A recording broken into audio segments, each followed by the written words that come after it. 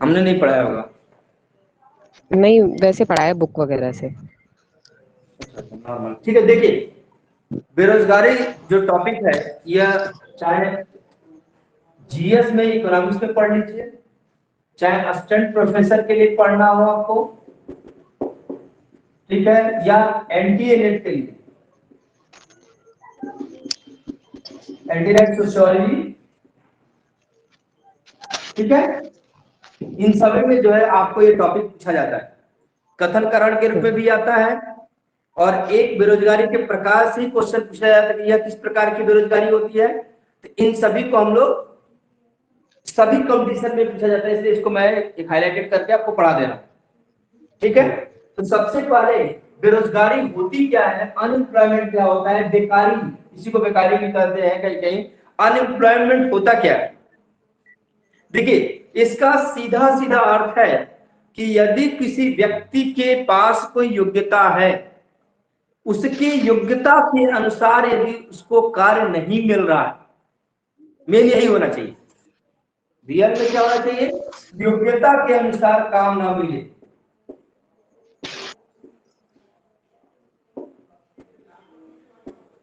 यदि योग्यता के अनुसार काम नहीं मिल रहा है तो उस व्यक्ति को बेरोजगार कहा जाएगा। लेकिन सामान्यतः ऐसा होता नहीं है। अब मार्केट यहां जोड़ा जाता है कि जो आपकी योग्यता के अनुसार आपका मार्केट वैल्यू है, थोड़ा सा जोड़ दीजिए, इकोनॉमिक्स टर्म में होते हैं बाजार योग्यता की बाजार मूल्य योग्यता की योग्यता का बाजार मूल्य न मिलना। यदि जो योग्यता है उसका मौद्रिक मान होगा कुछ, जो मेरी योग्यता है, जैसे मान लीजिए मैं 1 घंटे पढ़ाता हूं और मेरी योग्यता के अनुसार 1 घंटे का 1500 रुपया बनता है, और यदि मैं 1000 रुपए ही ले रहा हूं या 1000 रुपए ही मिल रहा है, तब मैं बेरोजगार कहलाऊंगा।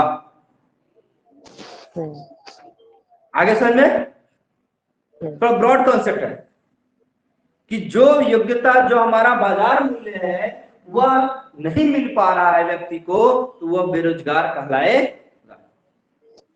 तो बाजार मूल्य का योग्यता निर्धारण के, कैसे होगा?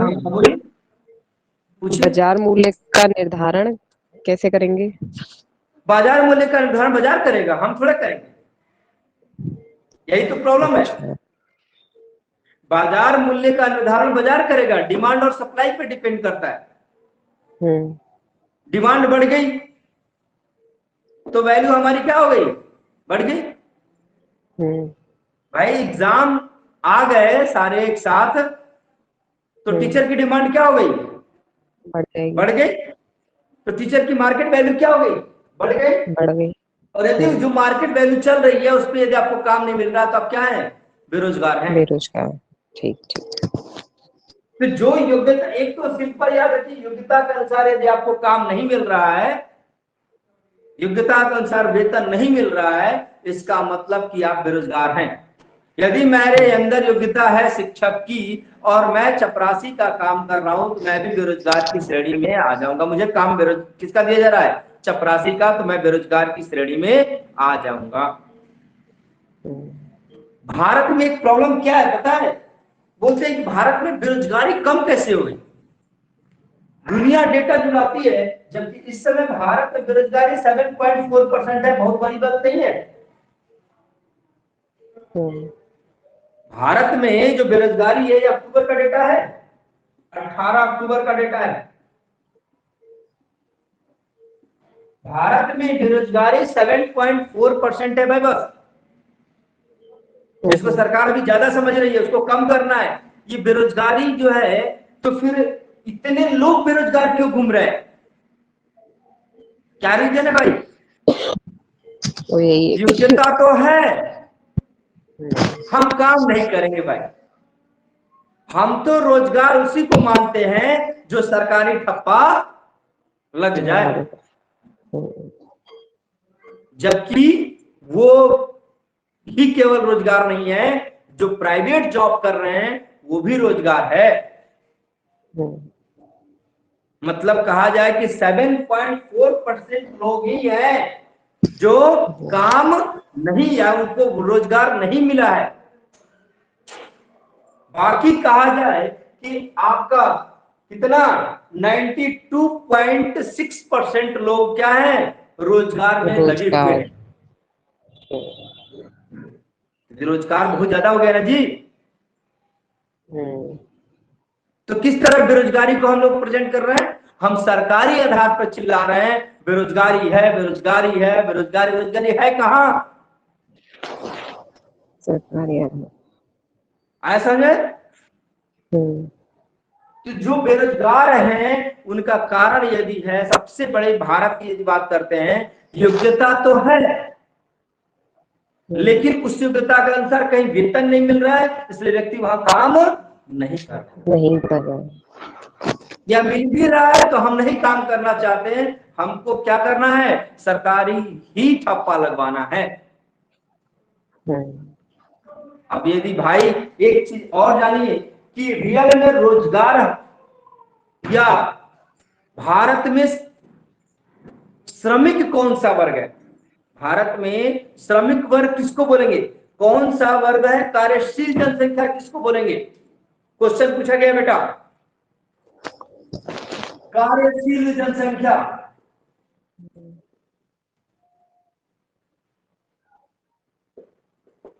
या कार्यशील उम्र, किस उम्र के लोगों को कार्यशील बोला जाएगा?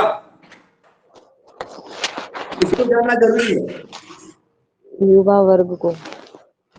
अच्छा बस और कोई? कार्यशील है पहले 15 वर्ष से लेकर के अब 65 वर्ष कर दी गई कार्यशील जनसंख्या। नोट कर लीजिएगा, 15 वर्ष से 65 वर्ष तक के जो लोग हैं उनको कार्यशील जनसंख्या बोली जाएगी, और 15 वर्ष से नीचे और 65 वर्ष से ऊपर की जनसंख्या को आश्रित जनसंख्या बोलते हैं।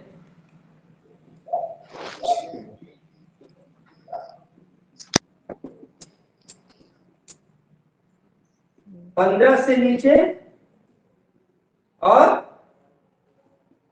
65 से ऊपर। हाँ, डिपेंडेंट पॉपुलेशन है ये हमारे ऊपर डिपेंड है। ये जो 15 से 65 वर्ष वाले हैं इनके ऊपर डिपेंड है बेटा, नोट करिएगा, बहुत इंपॉर्टेंट है ये।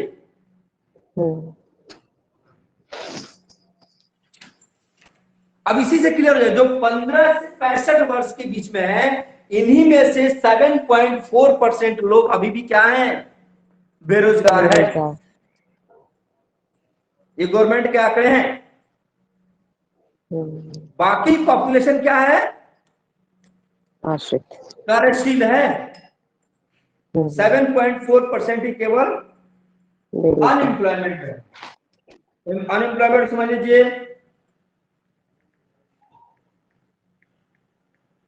नोट कर लीजिए, नोट कर लीजिए।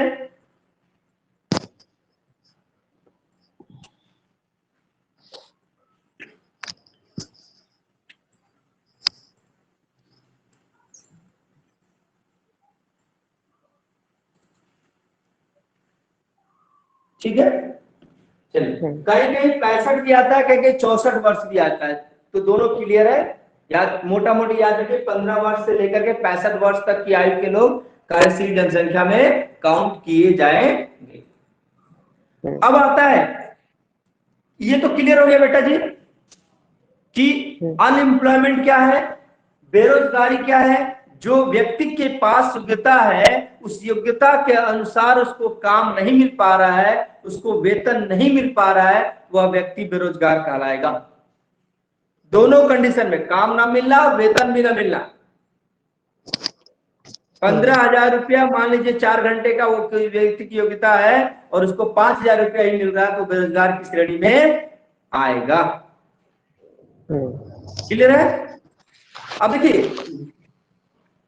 विकसित देश, अविकसित देश, विकसित देश, विकासशील देश और अविकसित देश होते हैं। तो अविकसित देश में तो बेरोजगारी ही बेरोजगारी होती है। विकसित देश और विकासशील देश, जैसे इंडिया क्या है, डेवलपिंग कंट्री, विकासशील देश है। अमेरिका क्या है, डेवलप्ड कंट्री है। जापान क्या है, डेवलप्ड कंट्री है। फ्रांस क्या है, डेवलप्ड कंट्री है, विकसित देश है। उनके यहाँ बेरोजगारी अलग प्रकार की पाई जाती है और हमारे यहाँ विकासशील देशों में बेरोजगारी अलग प्रकार से पाई जाती है। तो लिखिए बेरोजगारी के प्रकार। बेरोजगारी के प्रकार,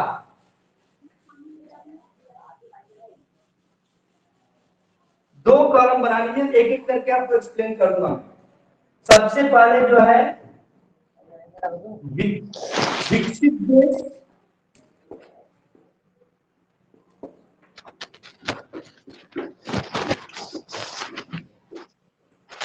विकसित देश है और दूसरी तरफ है विकासशील देश।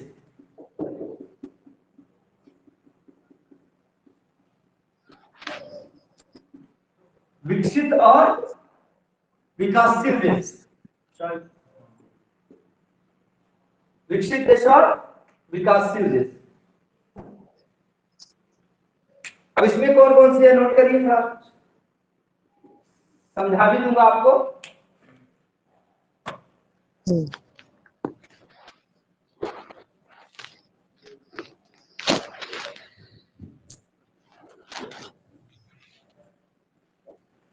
एक होती है चक्रीय बेरोजगारी और दूसरी होती है प्रतिरोधात्मक। चक्रीय बेरोजगारी,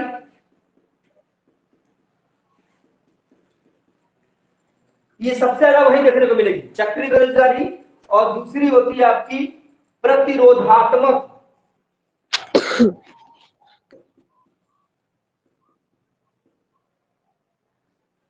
प्रतिरोधात्मक या इसी को बोला जाता है घर्षण जनित बेरोजगारी।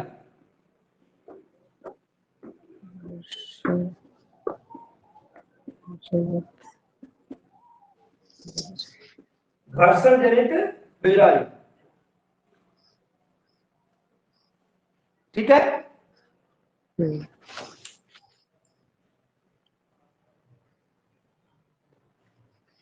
उसके बाद विकासशील देश में लिख लीजिए बेटा, मुख्य मुख्य लिखा रहा हूं, बाकी आपको लिखवा बता दूंगा। मौसमी विकासशील देश में सबसे ज्यादा होती है मौसमी बेरोजगारी।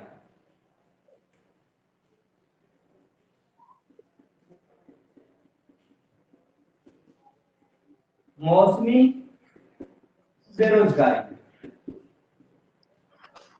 दूसरी है आपकी प्रच्छन्न बेरोजगारी। पहले लिख लीजिए, फिर मैं आपको जो है एक एक करके समझा देता हूं। प्रच्छन्न बेरोजगारी,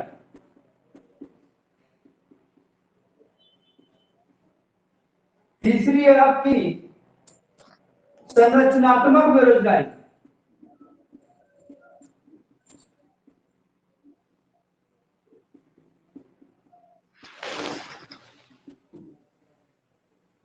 संरचनात्मक बेरोजगारी। ये तीन याद रखिए, एक एक करके समझते हैं। चक्रीय बेरोजगारी क्या है बताएंगे? चक्रीय बेरोजगारी दिया है, चक्रीय बेरोजगारी क्या है, कोई बताए? जो रिपीट होके दोबारा से आ जाए एक समय अंतराल के बाद। तो ये किस स्थिति में उत्पन्न होगी, ये जानना जरूरी है। ये तो शब्द से हमने अनुमान लगा लिया आपने कि वह चक्रीय है।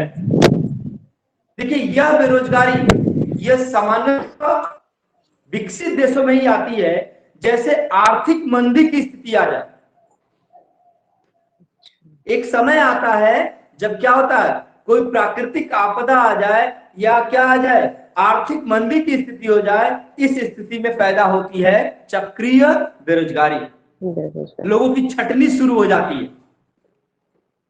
ठीक है, इसके अंदर एक पॉइंट नोट करेगा, एक पॉइंट लिख लीजिएगा, क्या चीज? आर्थिक मंदी, आर्थिक मंदी या प्राकृतिक आपदा। हाँ हाँ, आर्थिक उतार चढ़ाव के कारण, सीधा लिख दीजिए, आर्थिक आर्थिक उतार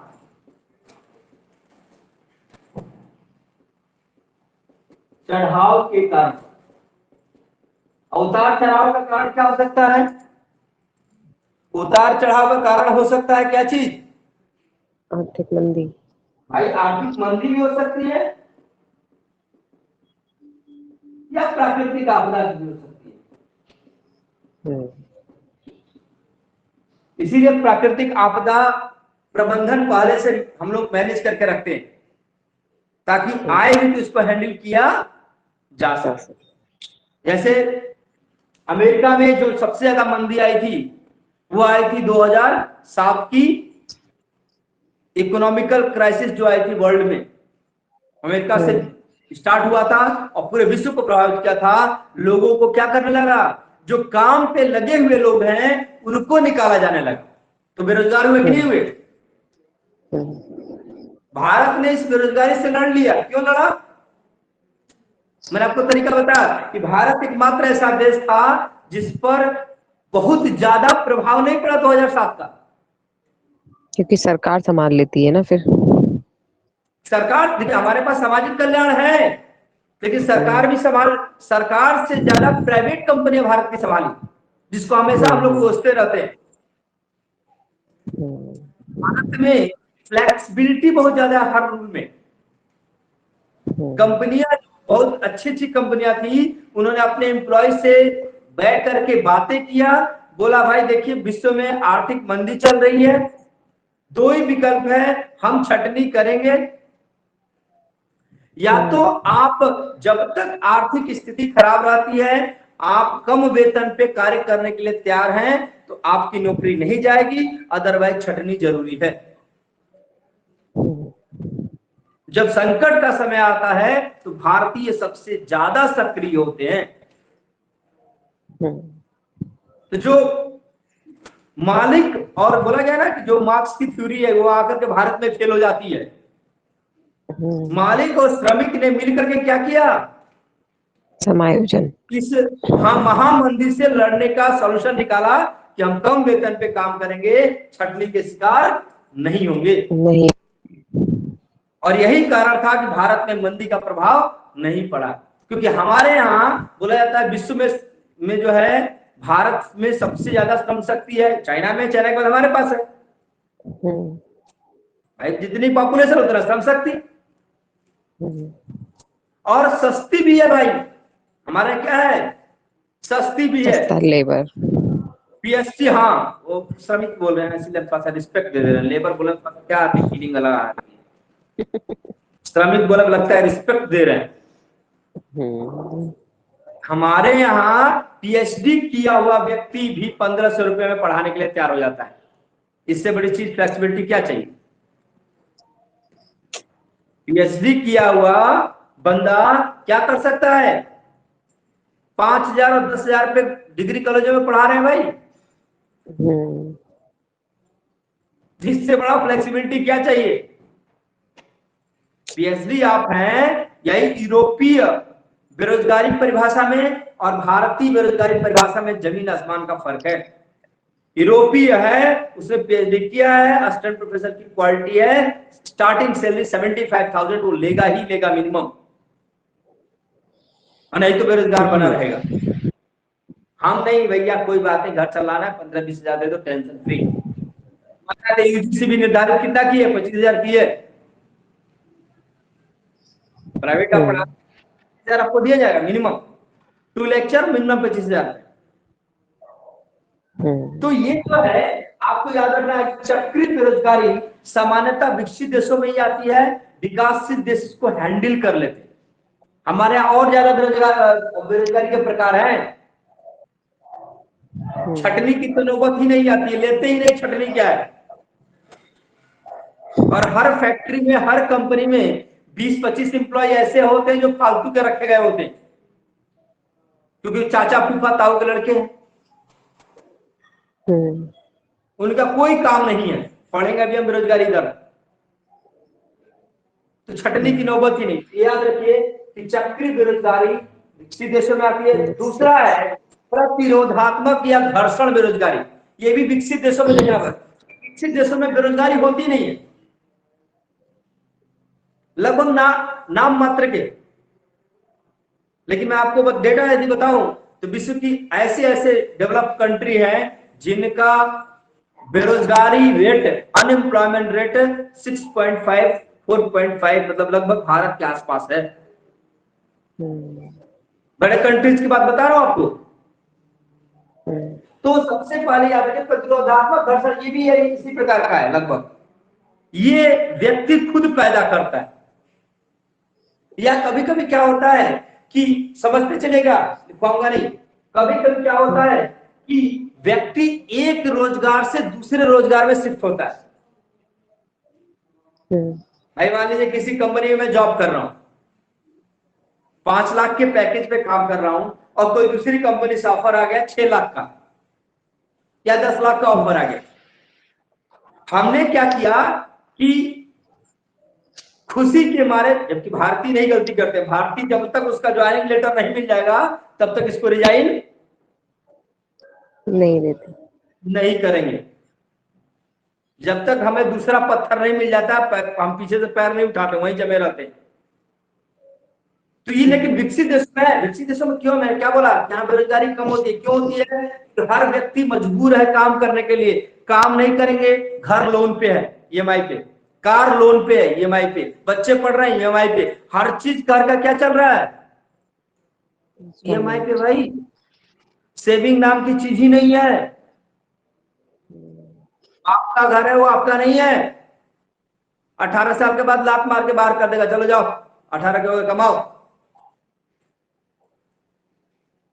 तो वहां पे रोजगार कंपलसरी हो जाता है, तो वहां रोजगारी इसी टाइप की पैदा होगी, या तो चक्री होगी, कंपनी बाहर कर दे आपको, या दूसरा आप खुद जो है एक नौकरी को छोड़कर दूसरे नौकरी के पहले रिजाइन कर देते हैं, फिर कुछ दिन बैठते हैं, ढूंढते हैं, फिर ढूंढते हैं। तो जो गैप होता है जिसमें आप बैठते हैं, घर बैठे होते हैं, एक नौकरी से दूसरे नौकरी तक पहुंचने में जो गैप होता है, जो उस समय तक आप बेरोजगार रहते हैं, उसको बोला जाता है प्रतिरोधात्मक या घर्षण जनित बेरोजगार। मतलब एक नौकरी से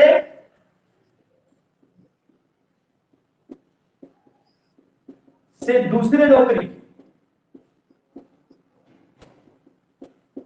के बीच के समय में बेरोजगारी।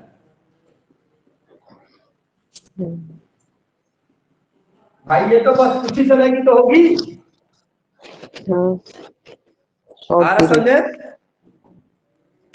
मतलब कि प्रतिरोधात्मक या घर्षण जनित बेरोजगारी, एक रोजगार से दूसरे रोजगार में आप जाते हैं तो आपको जो गैप बीच में दिखाई देता है, जो जिस समय तक आप जितने समय तक आप बेरोजगार बैठे होते हैं, वह बेरोजगारी प्रतिरोधात्मक या घर्षण जनित बेरोजगारी कहलाती है। यह विकसित देशों में दिखाई देता है।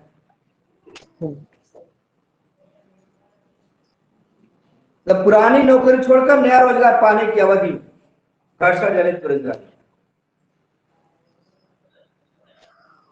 अब आइए भारत या विकासशील देशों का देखते हैं। भारत भी तो क्या है भाई, भारत भी तो क्या है, विकासशील देश है कि विकसित देश है? विकासशील। अभी भी हम डेवलपिंग कंट्री ही है। हमारा जीडीपी जब तक या तो 2 अंकों में आ जाए, डेवलप कंट्री बनने में घाटा भाई, वर्ल्ड बैंक आपको फंड नहीं देता है। सबसे पहला जो हमारे यहाँ देखा जाता है, लेकिन भारत के संदर्भ में देखेंगे तो आसानी समझ में आ जाएगा। हमको देखना भारत के संदर्भ में ही सबसे ज्यादा मौसमी बेरोजगारी किस क्षेत्र में सबसे ज्यादा दिखाई देता है? कृषि क्षेत्र में।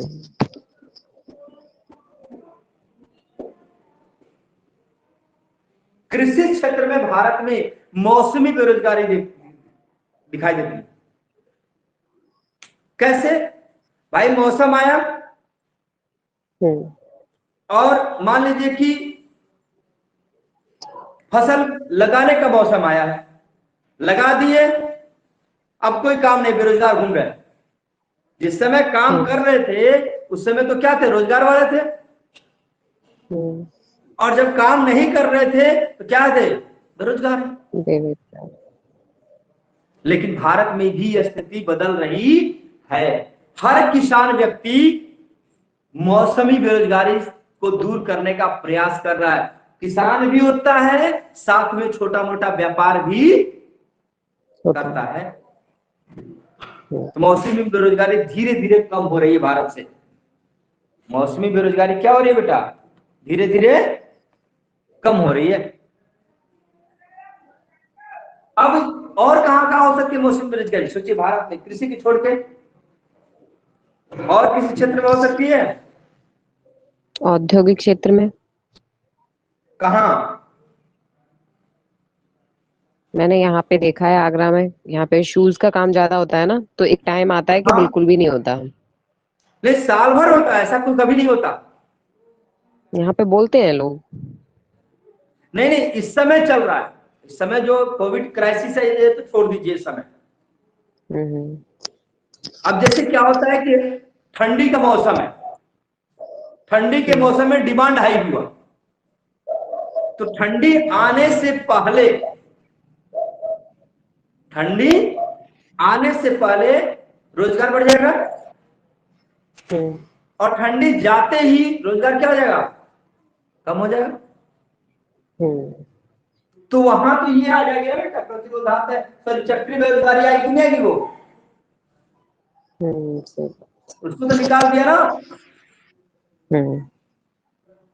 तो मौसमी बेरोजगारी सामान्यतः कृषि क्षेत्र से संबंधित है, और इसी अब चूंकि इसको दूर किया जा रहा है इसलिए कि किसान हमेशा व्यस्त रहे, या तो उद्योग करे या कृषि से संबंधित ही, जैसे मान लीजिए एक किसान लगा हुआ है, कहां पे, खेत में भी लगा है, और उसने बना करके भारत सरकार ने कोई या विकासित देश ने कोई योजना के तहत उसको मत्स्य पालन का क्या कर दिया, सब्सिडी दे दिया, वो मत्स्य पालन भी कर रहा है। साथ में जो है मुद्रा बैंक से लोन लेकर के एक फॉर्चूनर की दुकान, किराने की दुकान खोल लिया है कि नहीं है? तो अब जो है मौसमी बेरोजगारी भी धीरे धीरे क्या हो रही है बेटा, कम हो रही है।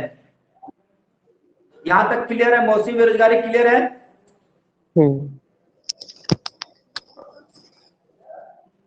अगला है प्रच्छन्न बेरोजगारी, क्या होती है भाई बताइए? ये ग्रामीण क्षेत्रों में पाई जाती है। अच्छा जी। और जो जैसे कि एक ही कृषि कार्य में पूरा परिवार लगा होता है ना, हाँ, तो उनकी कटिंग नहीं करते हैं। नहीं देखिए, पूरा परिवार लगा है, काम कर रहा, तो उसको हम नहीं बोलेंगे, फिर उसको मौसमी बेरोजगारी में ही ले जाएंगे। देखिए, कृषि रोजगार में प्रच्छन्न बेरोजगारी सबसे ज्यादा पाई जाती है, लेकिन भारत के संदर्भ में प्रच्छन्न बेरोजगारी हर जगह पर दिखाई देगी आपको। जैसे मैं आपको बताता हूं कि कई ऐसे डिपार्टमेंट है जहां पर उतने व्यक्ति की आवश्यकता नहीं है। एक थाने को संभालने के लिए 20 हवलदार मान लीजिए जरूरत है, लेकिन वहां 30 हवलदार बैठे हुए, तो जो 10 हवलदार हैं वो किसके अंतर्गत आएंगे, वो प्रच्छन्न बेरोजगार की, वो तो बोलेंगे हम रोजगार परक है, लेकिन वो है क्या रियल में? यदि आर्थिक गतिविधि के अनुसार से देखा जाए, सरकार के हिसाब से देखा जाए, तो क्या है, प्रच्छन्न बेरोजगार है भाई, उनके बिना भी काम हो सकता है, चल सकता था।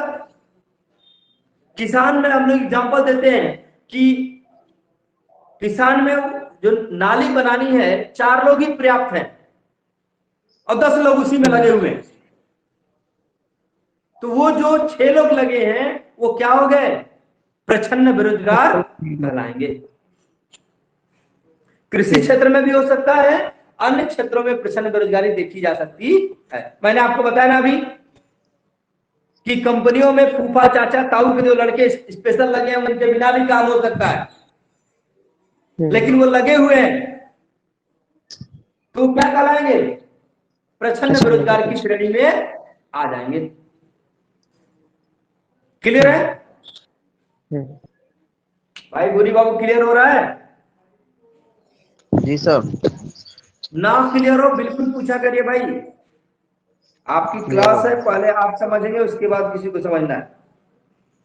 जी सर। मतलब सीधा ये याद रखिए कि कुछ लोगों के हटा देने पर भी काम पूरा हो जाए तो वो लोग क्या कराएंगे? प्रचंड बेरोजगार की श्रेणी में आएंगे। कुछ लोगों को हटाने पर भी कार्य संपन्न हो सके तो उन लोगों को प्रच्छन्न बेरोजगार कहा जाएगा। नोट कर लीजिए बेटा, बहुत इजी टॉपिक है।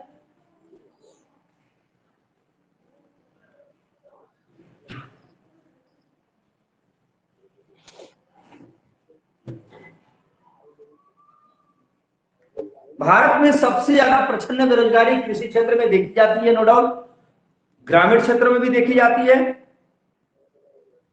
ग्रामीण क्षेत्रों में भी देखी जाती है। जिस काम को एक आदमी कर सकता है उस काम में 10 लोग लगे होते हैं, तो सब खाली बैठे हैं।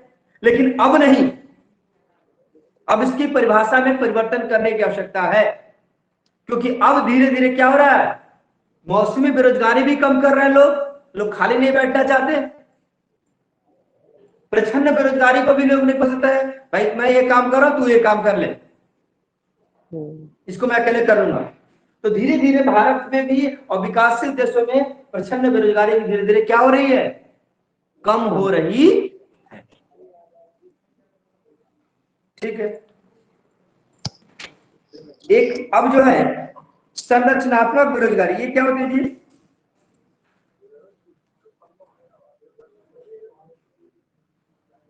ये भारत उद्योग में सामान्यतः दिखाई देता है, ये सामान्यतः उद्योग में दिखाई देता है, उद्योग क्षेत्र में।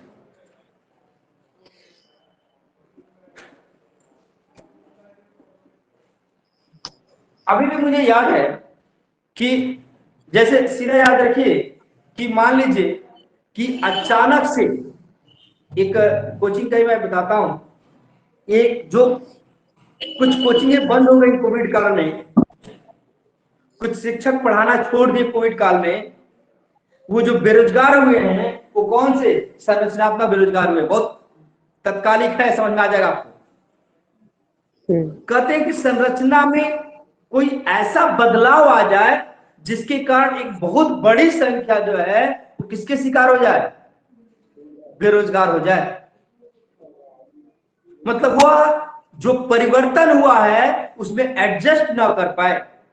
जैसे बहुत सारे लोगों ने ऑनलाइन मेथड को अपना लिया तो उनकी बेरोजगारी क्या हो गई? दूर हो गई।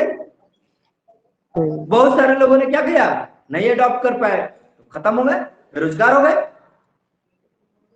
अचानक मैं बोल रहा हूं कि जो कीपैड वाले मोबाइल के रिपेयर करने वाले मिस्त्री थे उनकी संख्या मान लीजिए ज्यादा हो गई थी, और अचानक मार्केट से कीपैड क्या हो गया? खत्म हो गया, टच मोबाइल आ गए, स्मार्ट मोबाइल आ गए। तो वो यदि सीख लिए काम तब तो उनको रोजगार मिला, नहीं तो एक बहुत बड़ी संख्या में लोग क्या हो गए? बेरोजगार। भाई साइकिल आज तो चलिए ठीक है डिमांड बढ़ रही है, लेकिन साइकिल के बहुत सारे वर्कर क्या हो गए? बेरोजगार हो गए। या थोड़ा सा उन्होंने चेंज किया, जो जो लर्निंग की जिसके अंदर पावर थी वो साइकिल बनाना से छोड़ करके मोटरसाइकिल बनाने लगे। साइकिल की दुकान छोड़कर मोटरसाइकिल की दुकान खुलवा लिए। लेकिन वो मोटरसाइकिल साइकिल की जो मैन्युफैक्चरिंग में जो लगे हुए थे, जिनको साइकिल ही बनाना आता था, वो बंद हो गया और वो क्या हो गए? संरचनात्मक बेरोजगार के शिकार हो गए।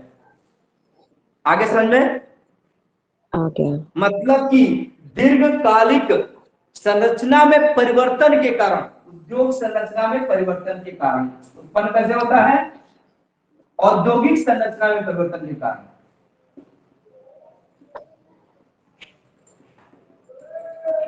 नीचे दिख रहा जी, औद्योगिक संरचना में परिवर्तन के कारण जो है संरचनात्मक बेरोजगारी पैदा होती है। स्कूटर का समय गया, मोटरसाइकिल का आ गया, यही तो है। चलिए, बहुत सारे एग्जाम्पल हैं, आप देखेंगे इंडस्ट्रीज में संरचनात्मक बेरोजगारी, कृषि क्षेत्र में मौसमी बेरोजगारी और प्रचंड बेरोजगारी देखने को मिलती है। दोनों क्लियर हो गया? जी जी। अब कुछ बेरोजगारी होती है बेटा, जैसे कि नॉर्मल, वो हर जगह पाई जाती है। एक होती है ऐच्छिक बेरोजगारी, इसके अलावा लिख लीजिएगा, एक होती है ऐच्छिक बेरोजगारी, ये मक्कार लोग होते हैं। मतलब हमको योग्यता के अनुसार काम तो मिल रहा है, सैलरी भी मिल रहा है, हम नहीं करेंगे, जाओ, हमारा मन नहीं कर रहा, हम काम नहीं करेंगे भाई, मजदूरी हमारे योग्यता के अनुसार मिल रहा है, हम नहीं काम करें, हम बैठ के खाएंगे, बाप के पास अथाह संपत्ति है। तो ये किस श्रेणी में आ जाएंगे? ऐच्छिक। इनको बोलेंगे ऐच्छिक बेरोजगार। हाँ, दूसरा होता है खुली या अनैच्छिक बेरोजगारी। ऐच्छिक बेरोजगार समझ में आ गया भाई?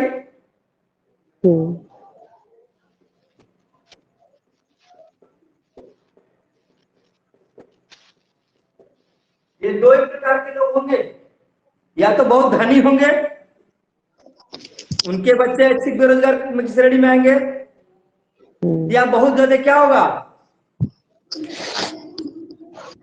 बुद्धिजीवी होगा, बहुत आदर्शवादी होगा, नहीं मैं नहीं काम करना, मुझे नहीं करना भाई, आलसी आदमी, तो वही ऐच्छिक बेरोजगार होगा। जैसे हम आप लोग हैं, चाहिए क्या? नौकरी। अपाई चाहिए सरकार का, योग्यता तो है, मिल भी रही मार्केट वैल्यू ना, हमको चाहिए 1 लाख। तो ऐसे बेरोजगार भी घूमते हैं भाई, ऐच्छिक बेरोजगार। अनैच्छिक बेरोजगार क्या होते हैं? गेस करिए, इसी के उल्टा होगा भाई। भाई यही होते हैं जो बेरोजगार होता है, योग्यता के अनुसार काम तो करने के लिए तैयार बैठे हैं, लेकिन उनको काम नहीं मिलता। नहीं मिल रहा। उनके अंदर एलिजिबिलिटी है पढ़ाने की, वो शिक्षक बनने के लिए योग्य है, लेकिन शिक्षक बन नहीं पा रहे, जहां जा रहे नहीं। आप लोग उस श्रेणी में नहीं आएंगे। आप लोग में से कितने लोग गए हैं रोजगार पाने के लिए? अभी मैं बताया था रोजगार का मतलब क्या है, गवर्नमेंट नहीं, कहीं भी आपकी योग्यता के अनुसार आपको वेतन मिले। आप चले जाइए डीपीएस में, मिल जो भी जाएगा। बड़े कॉन्वेंट स्कूल है, प्राइवेट स्कूल है, जाइए आप, आपका योग्यता के अनुसार कैसे नहीं वेतन मिलता है।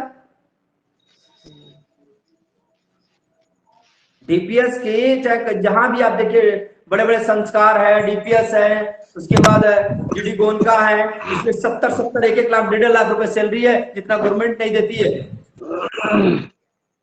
और फैसिलिटी भी बहुत ज्यादा है। लेकिन हमको क्या चाहिए? हाँ, हम चाहते सरकारी मुहर लग जाए। ये नहीं बोल सकते आप, तो हम लोग अनैच्छिक बेरोजगार हैं, योग्यता के अनुसार काम तो मिल रहा है, हम करने के लिए तैयार नहीं है, या हमें लगता है कि हमारी योग्यता बहुत ज्यादा है। भाई किसी भी संस्थान में आप जाएंगे तो आपको आपकी योग्यता पे कसौटी पे कसा जाएगा ना, कि आप यहाँ है कि यहाँ है कि यहाँ है। यहाँ है तो 1 लाख, यहाँ 50,000, यहाँ है 25,000, फिक्स हो गया रेट आपका। योग्यता डिग्री थोड़ी डिसाइड करेगी, योग्यता का काम डिसाइड करेगा। आप पीएचडी स्कॉलर हैं, आपके अंदर एबिलिटी होनी चाहिए स्कॉलर वाली, वो है। बोले ना एक दिन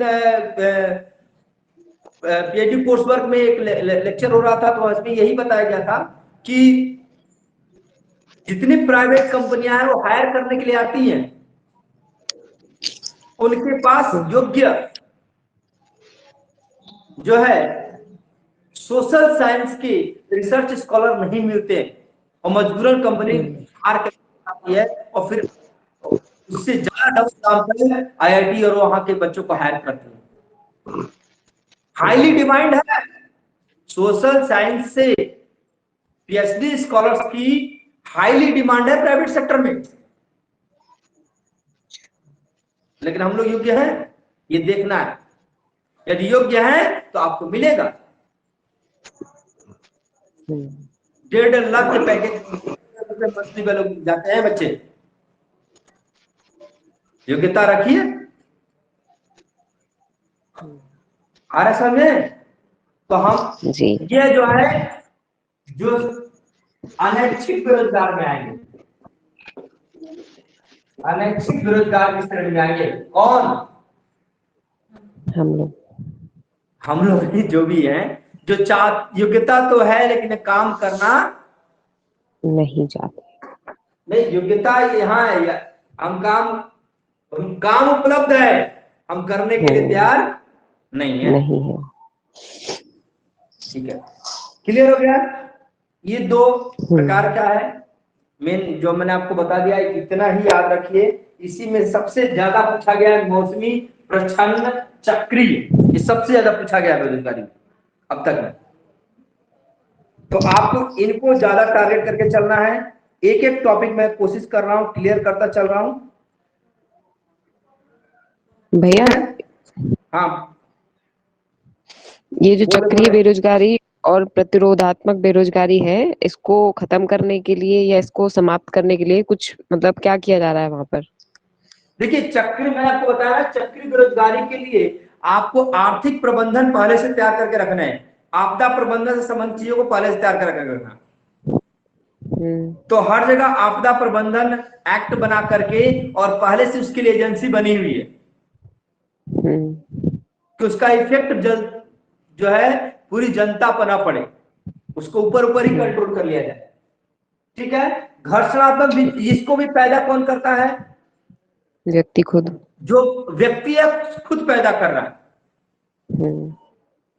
तो इसको भी बहुत सारी संस्थाएं हैं जो बना रखी, जैसे गवर्नमेंट की साइट है, क्या चीज, जैसे यूपी का है, कौन सा लगता है जी मेला, कोई लगता है ना रोजगार मेला, पुस्तक में रोजगार मेला कौन नहीं, रोजगार मेला यूपी में लगता है। हर जगह पे रोजगार मेला लगता है। तो आपको क्या करना है, रोजगार मेला की साइट है, उस पर रजिस्टर्ड हो जाइए। आपके जिले में रोजगार मेला लगता है, सरकार और कंपनियां, प्राइवेट कंपनियां वहां आती हैं, और आप अपनी योग्यता के अनुसार तुरंत जाकर ज्वाइन कर लीजिए। तो जो कंपनी आप छोड़े हैं, तुरंत आपको रोजगार मिल जाएगा। तो सरकार बहुत सारे कार्य कर रही है कि ताकि बेरोजगारी को खत्म किया जाए। ठीक। बेरोजगारी केवल वही नहीं है बेटा जो सरकारी नौकरी नहीं पा रहा, हम लोग उसी को बेरोजगार बोल देते हैं। हर प्रकार का कोई भी आप कार्य कर रहे हैं तो रोजगार है। ठीक है, तो आपको बेरोजगार नहीं बोला जाएगा। हाँ, ये आप बोलते हैं कि हम बेरोजगार हैं, अनएम्प्लॉयमेंट है, क्यों? क्योंकि हम जो है सरकारी काम नहीं करते, ये गलत है। ये आप बिजनेस कर रहे हैं तो आप अनएम्प्लॉय नहीं हैं, आप एम्प्लॉय हैं, चाहे प्राइवेट सेक्टर में है, चाहे गवर्नमेंट सेक्टर में, चाहे सेल्फ खुद काम कर रहे हैं। हाँ जी, बिल्कुल क्लियर है। कोई डाउट हो यहाँ अभी पूछ लीजिए, स्क्रीनशॉट ले लीजिए, जो भी आपको करना है कर लीजिए, डाउट हो तो क्लियर कर लीजिए। कोई डाउट नहीं? चलिए, क्लियर होने के लिए धन्यवाद। अब इसको एक टॉपिक कल उठाया जाएगा, ऐसे छोटे छोटे टॉपिक करके हम लोग जो है कोशिश करेंगे कि फर्स्ट और सेकंड पेपर दोनों को कवर किया जा सके। ठीक है ठीक है जी। भैया, art and culture first part भेज दीजिएगा। जी बिल्कुल बिल्कुल बिल्कुल। चलिए आज के लिए इतना ही, ठीक है। मिलते हैं कल फिर इसी टाइम पे। ठीक है, नमस्कार भैया। नमस्कार जी, शुभ रात्रि। Good night sir.